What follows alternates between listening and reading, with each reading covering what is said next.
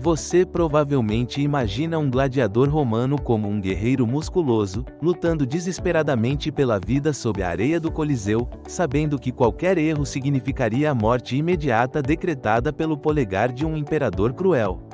Mas e se eu te disser que a maioria dessas lutas terminava com ambos os combatentes vivos, e que esses homens estavam mais para astros de rock mimados do que para escravos condenados ao matadouro? A imagem que o cinema nos vendeu e uma fantasia dramática que esconde uma realidade muito mais pragmática, econômica e, ironicamente, humana. Para de fato entender os gladiadores, precisamos esquecer os filmes modernos e focar nas finanças do Império Romano. Treinar um gladiador era uma das atividades mais caras e complexas de toda a antiguidade clássica.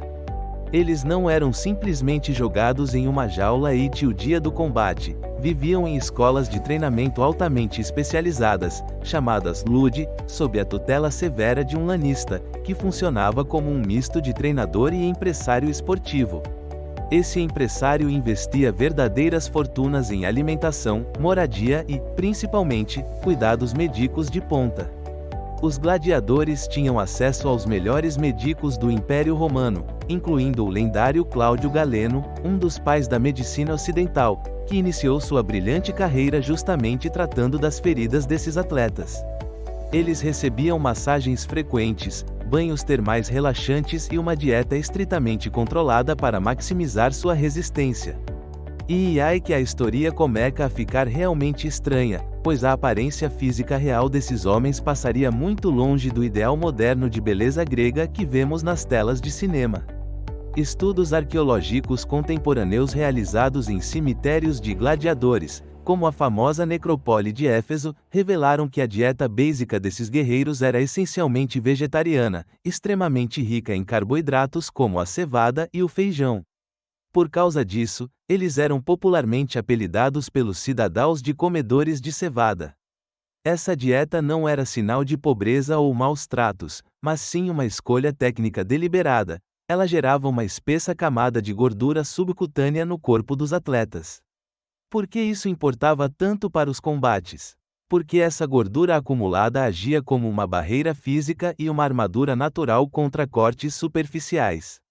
Um golpe de espada na gordura sangrava abundantemente, proporcionando ao público o espetáculo dramático e visual que eles tanto desejavam, mas sem danificar os músculos vitais, os principais tendões ou os órgãos internos que ficavam bem protegidos por baixo.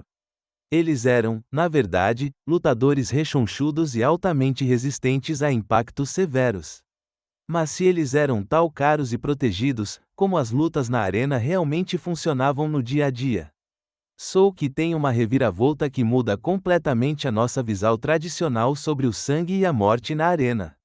Ao contrário do persistente mito popular de que a carnificina era a regra absoluta, a morte de um gladiador treinado era um evento raro e extremamente indesejado pelos organizadores.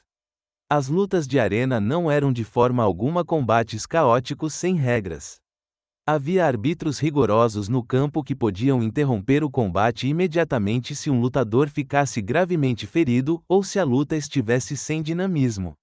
Se um gladiador morresse em combate, o organizador do evento, que alugava os lutadores do lanista, era legalmente obrigado a pagar uma indenização astronômica, equivalente ao valor de compra total de um guerreiro de elite. Isso significa que decretar a morte de um lutador famoso era um imenso pesadelo financeiro que poucos políticos romanos tinham interesse em bancar. Estima-se que apenas 1 em cada 10 lutas terminava com a morte de um dos combatentes. Mas o que poucos sabem é que essa dinâmica altamente comercial revela algo muito mais profundo sobre o funcionamento do controle social romano. Como historiador focado em fatos concretos, preciso analisar que a nossa constante necessidade de enxergar os gladiadores apenas como vítimas trágicas de um império sanguinário serve para nos dar um falso senso de superioridade moral. Nos adoramos a narrativa do herói oprimido contra o império corrupto. Mas a realidade fria nos mostra que os romanos criaram o prototipo do entretenimento de massas contemporâneo. Os gladiadores eram marcas valiosas. Eles tinham patrocinadores comerciais, apareciam em propagandas de brinquedos infantis de argila, seus nomes eram gravados em frascos de óleos de massagem e eram temas de grafites apaixonados de torcidas organizadas pelas paredes de Pompeia. O espetáculo romano não era sobre barbarie irracional, era sobre canalizar a violência e demonstrar o poder de organização do Estado de forma lucrativa.